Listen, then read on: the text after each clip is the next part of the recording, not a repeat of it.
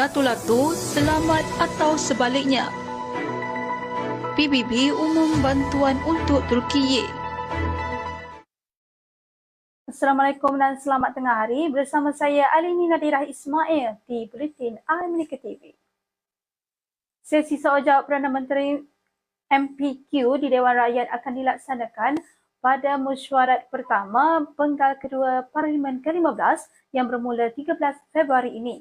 Yang di-Pertua Dewan Rakyat Datuk Johari Abdul berkata, untuk permulaan sesi itu akan dilaksanakan secara ujian rintis pada setiap Selasa selama sejam. Menurut Johari, pihaknya bercadang sesi itu dilakukan pada setiap Selasa untuk Perdana Menteri Datuk Seri Anwar Ibrahim menjawab soalan yang ditujukan kepada beliau, dan pada Khamis pula sesi waktu pertanyaan Menteri MQT. Beliau berkata sesi itu juga memerlukan pindaan pada peraturan-peraturan Majlis Mesyuarat Dewan Rakyat sebelum digezetkan sebagai sesi tetap sidang Dewan Rakyat. Sebagai usaha memastikan usul di bawah ahli parlimen dapat dibincangkan, Johari berkata sesi khamar khas juga ditambah baik dengan memperbanyakkan jumlah usul, iaitu daripada 2 usul setiap sesi kepada 4 usul. Johari turut berhasrat membuka ruang kepada ahli parlimen pembangkang dan penyokong kerajaan untuk mengemudikan sesi itu. Seterusnya, Johari berkata beliau juga bercadang mewajibkan semua ahli parlimen untuk menjalani pemeriksaan kesihatan setiap 6 bulan bagi memastikan status kesihatan wakil rakyat berada pada tahap optimum untuk melaksanakan tugas mereka.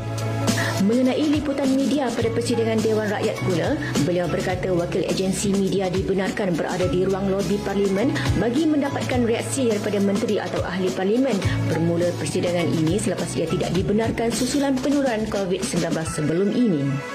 Persidangan Dewan Rakyat akan bermula 13 Februari ini didahului dengan istiadat pembukaan oleh Yang di-Pertuan Agong Al-Sultan Abdullah Riyatuddin Al-Mustafa Billah Shah sebelum sesi perbahasan titah diraja selama 5 hari.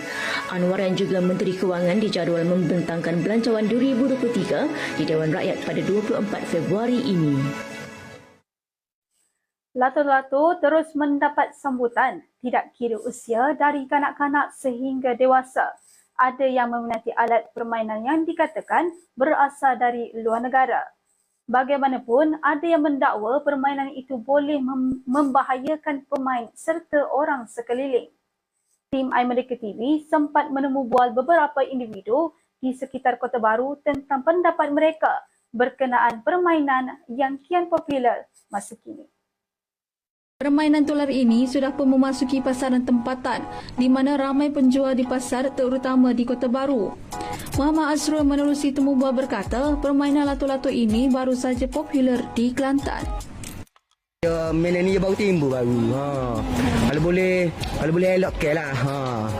Kalau boleh elokkan lah untuk anak-anak main ni. Tak salah main tapi kena jarak lah. Dengan dia jaga mal lah.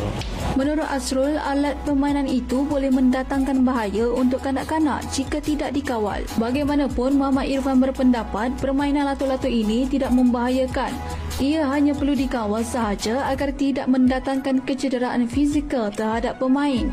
Tak bahaya mana, cuma kena jarak ke lah. Tak suruh kena muka pun kan. Cuma jarak lah, kena jaga untuk budak-budak. Sementara itu, di media sosial ramai yang beranggapan permainan latu-latu ini berbahaya kerana boleh mencederakan pemain. Netizen juga berharap permainan itu tidak dipasarkan di Malaysia. Baru-baru ini, tular sebuah video di media sosial. Seorang kanak-kanak lelaki cedera dipercayai terkena latu-latu. Namun, ada juga kisah menarik tentang permainan latu-latu di mana seorang kanak-kanak lelaki berusia 11 tahun dari Surabaya memenangi hadiah seekor kambing disebabkan bermain latu-latu 2 jam tanpa henti. Sedikit info tentang latu-latu, ia merupakan alatan mainan yang popular pada era 60-an dan 70-an di Amerika Syarikat dan kini ia kembali menjadi kegemaran penduduk di Indonesia sebelum ia tular ke Malaysia. Pergerakan kita mungkin akan terbatas dan akan mengalami kesukaran seiring dengan peningkatan usia dan tahap kesihatan masing-masing. Jadi, masa sekaranglah amat sesuai untuk kita menjaga kesihatan tulang, sendi dan otot. Susu Highflex mengandungi sumber nutrisi penting seperti protein, kalsium dan vitamin D yang membantu pembentukan semula tulang dan mengurangkan risiko osteoporosis. Penambahan kolagen membantu mengurangkan peradangan pada sendi dan kerosakan tulang rawan.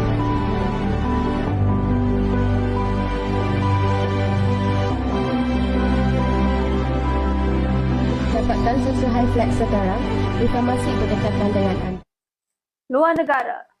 Tiada sebarang kemunculan varian baharu COVID-19 dilaporkan dalam tempoh beberapa minggu ini selepas kerajaan China menamatkan dasar sifar COVID-19 pada penghujung tahun lalu, menurut satu kajian baru hari ini.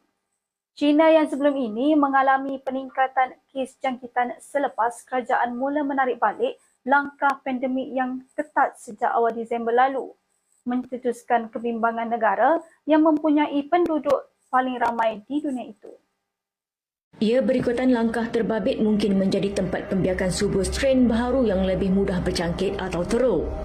Susulan penamatan dasar sifat COVID-19 itu, lebih 12 negara mengambil langkah segera mengenakan sekatan baharu ke atas pelancong dari China selain mendakwa Beijing kurang telus melaporkan skala wabak sekaligus mencetuskan kemarahan Republik itu.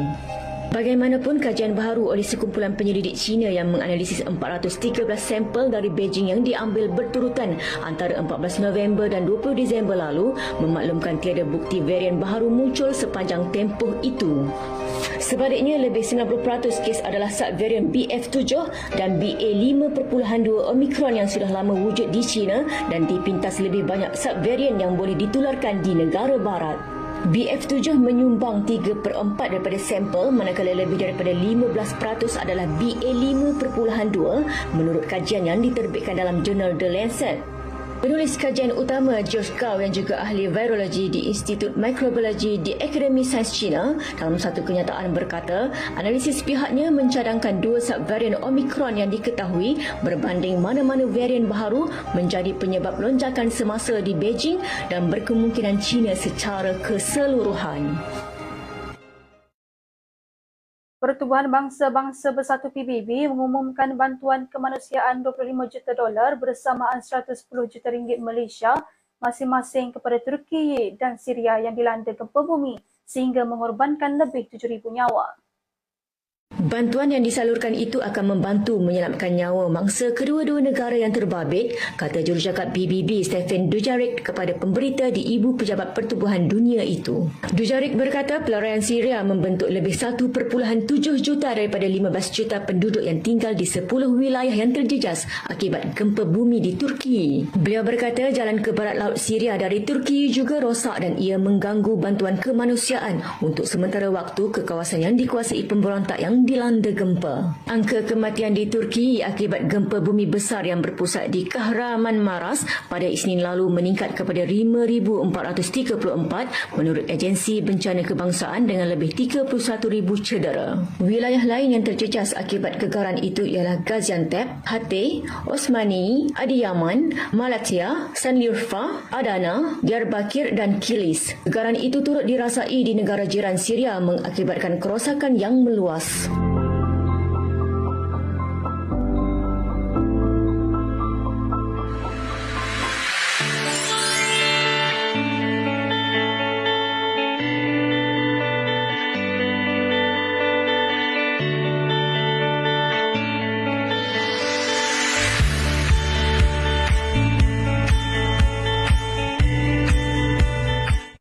Kita beralih ke berita sukan. Al Hilal menewaskan Flamingo 3-2 awal pagi tadi untuk mara ke final Piala Dunia Klub di Maghribi selepas Salim Al-Dawsari meledak dua sepakan penalti. Pasukan dari Arab Saudi itu akan menentang sama ada antara juara Eropah Real Madrid atau wakil Mesir Al Ahly. Aldawsari memulakan sepakan penalti pertama pada minit keempat selepas Luciano Veto dikasari pertahanan kanan Flamingo Montezino. Penyerang kelab itu menjadi pemain pertama menjaringkan gol dan mereka berdepan lawan yang sama dalam dua edisi Piala Dunia Kelab selepas aksi pertama berdepan kelab Brazil itu pada 2019. Pasukan itu terus menyamakan kedudukan selepas sejam apabila penyerang Flamingo Pedro telah mengatasi penjaga gol Abdullah Al-Muauf. Setelah 9 minit dalam masa tambahan babak pertama, penalti kedua Aldawsari hadir selepas Veto dijatuhkan bekas rakan sepasukan di Marcel Gerson. Al-Hilal semakin hampir ke final apabila Veto menjaringkan gol hasil hantaran Aldawsari. Al-Hilal semakin hampir ke final apabila Veto menjaringkan gol hasil hantaran Aldawsari semasa minit permainan berbaki 20 minit. Berbaki 6 minit masa tambahan, Pedro turut mengurangkan defisit dengan tampanan mudah ke kawan Al-Hilal, tetapi ia belum cukup untuk mencipta kebangkitan buat kelab itu. Erik ten Hag menegaskan dia akan tetap yakin dengan Anthony Martial dan Wout Weghorst walaupun kedua penyerang Manchester United itu sedang bergelut dengan kecergasan serta prestasi mereka. Akibat kecederaan yang berpanjangan dan masalah pinggul yang menyebabkan Martial masih diketepikan dan tidak bermain buat United menentang Leeds pada aksi Liga Perdana Inggeris EPL Old Trafford awal pagi esok waktu Malaysia. Penyerang Perancis itu masih belum dapat bermain penuh untuk Manchester dan hanya membuat 14 penampilan dalam semua kejohanan musim ini. Martial menghabiskan babak kedua musim lalu dipinjamkan ke Sevilla namun gagal menyelah dengan kecederaan sekali lagi mendatangkan masalah kepadanya. Bagaimanapun, pengendali United Ten Hag kekal percaya terhadap pemain berusia 27 tahun itu dan mahu memberikannya peluang untuk membuktikan kemampuannya. Weghorst yang dipinjam dari Burnley itu pula antara pemain yang cuba mendatangkan impak ketika ketiadaan Martial, tetapi pemain Belanda itu hanya meledak 1 gol dalam 6 penampilannya bersama United. Sekian sahaja Buletin Amerika TV hari ini. Ikuti perkembangan terkini kami di saluran Facebook, TikTok dan YouTube Amerika TV.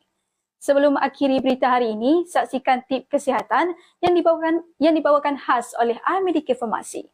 Saya Alini Nadira Ismail. Assalamualaikum dan jumpa lagi.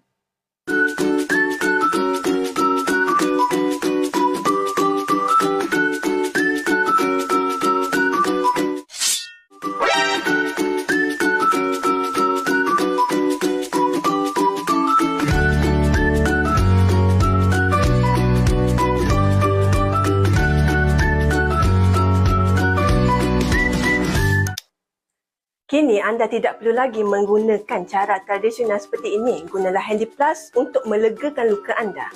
Jangan biarkan luka anda terdedah agar ia tidak dijangkiti oleh kuman yang berada di sekeliling anda.